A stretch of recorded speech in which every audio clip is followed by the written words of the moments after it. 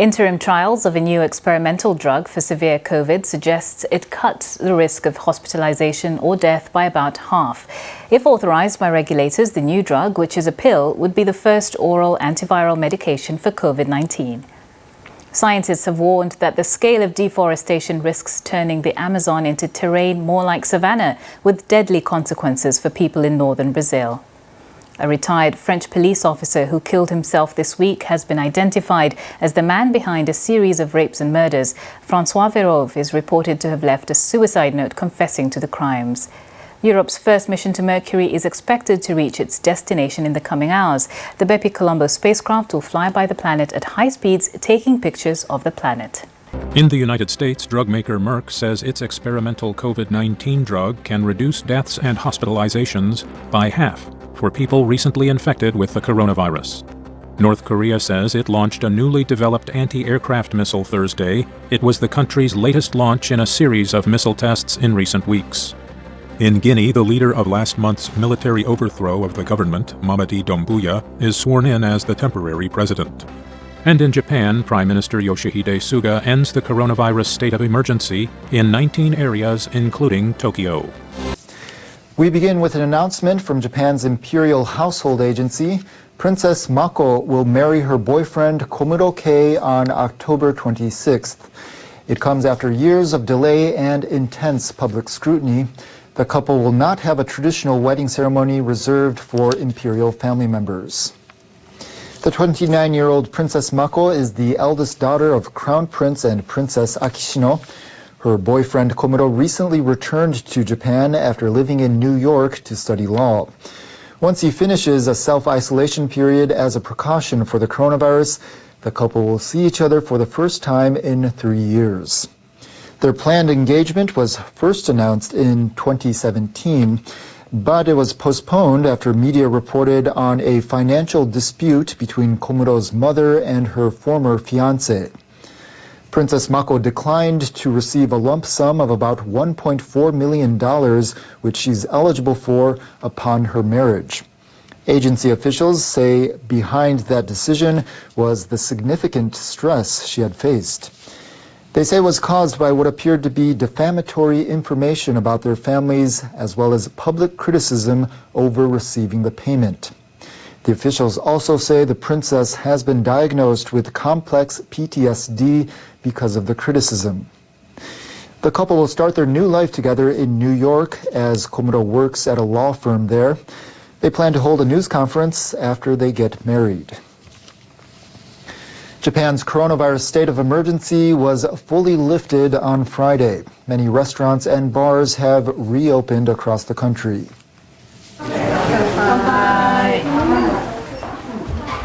Alcohol can be served again, but not all the restrictions have been lifted. Eateries are still required to take social distancing measures and shorten their business hours. People who'd refrained from outings welcomed the end of the emergency measures. The tourism industry aims to cash in on the opportunity ahead of the autumn travel season. I've been waiting so long. I can start having fun with my child. The number of new infections across Japan has been steadily declining.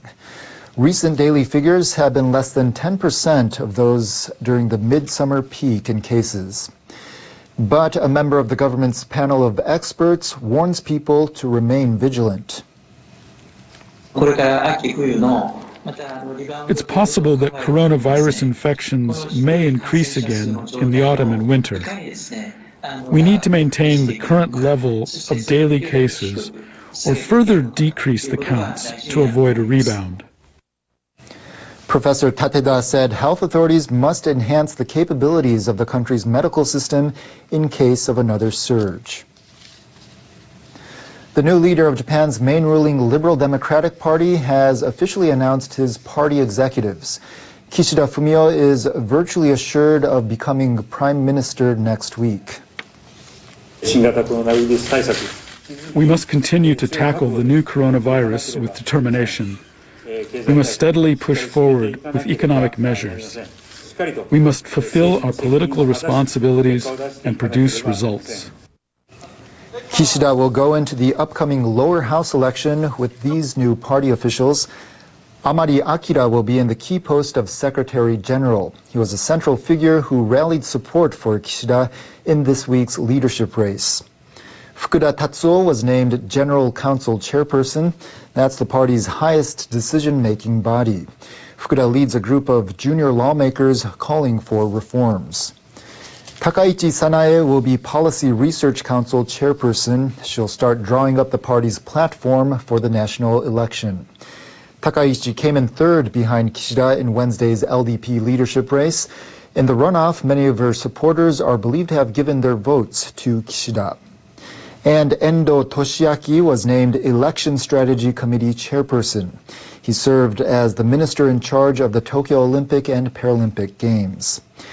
Kishida is expected to be named Prime Minister in the Diet on Monday as the LDP-led coalition controls both chambers. His new cabinet lineup will likely be announced later that day. In a late development, NHK has learned that Kishida will keep Motegi Toshimitsu on as foreign minister. Motegi has advanced Japan's policy to realize a free and open Indo-Pacific since taking on the top diplomatic portfolio in 2019.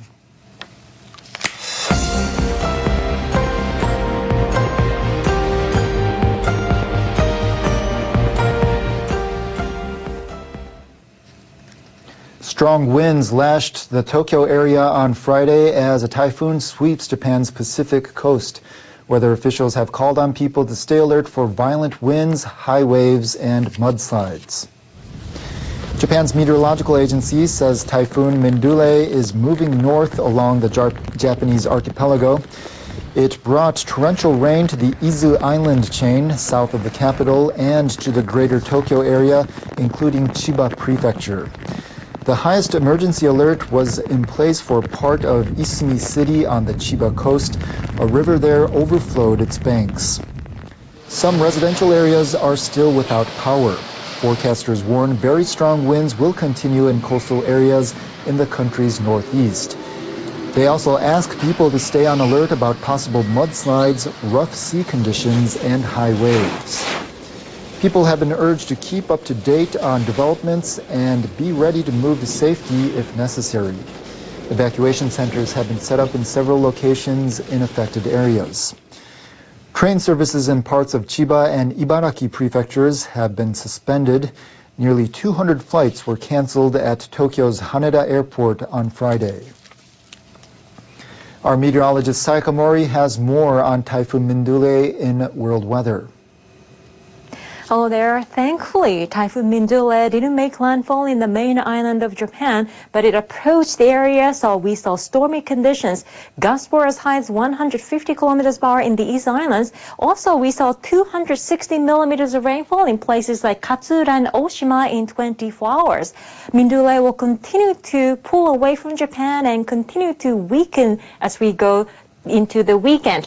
More rain is still possible across the Tohoku region for the next 24 hours or so, but strong winds will continue to affect the eastern half of Japan, but conditions will be improving as we go into the weekend. As you can see, lots of sunny weather can be found in the nation, and it's going to be hot. 29 for the high on Saturday. Naha will remain on the hot side with the high of 31 degrees. Meanwhile, let's go to Germany. A strong tornado hit a port city in northern Germany on Wednesday. Take a look at this impressive video. Several rowers were injured when a tornado slammed into a German city Wednesday evening. Officials say some were seriously hurt. The tornado was rated as F1, a category where winds can range from 118 to 180 kilometers per hour. That's it for me. Stay safe.